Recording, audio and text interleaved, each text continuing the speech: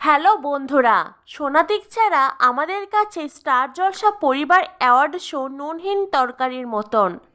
এইবার স্টার জলসা পরিবার অ্যাওয়ার্ড শোয়ের আরও একটি নতুন দৃশ্য এলো প্রকাশ্যে।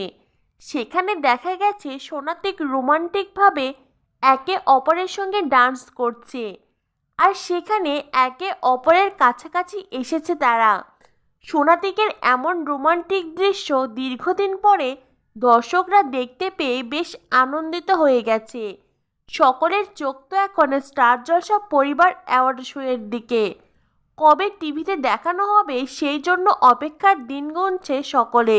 এক্কা দোক্কা সিরিয়াল শেষ হয়েছে বেশ অনেক দিন হতে চলল, এখনও নতুন কোনো সিরিয়ালে সোনাতীকের আসার কোনো খবর নেই।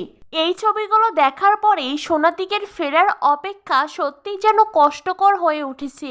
আমাদের এই অপেক্ষা কবে যে অবসান হবে সত্যিই জানা নেই, তবে মনে প্রাণে চাই খুব তাড়াতাড়ি যেন অপেক্ষার অবসান ঘটে।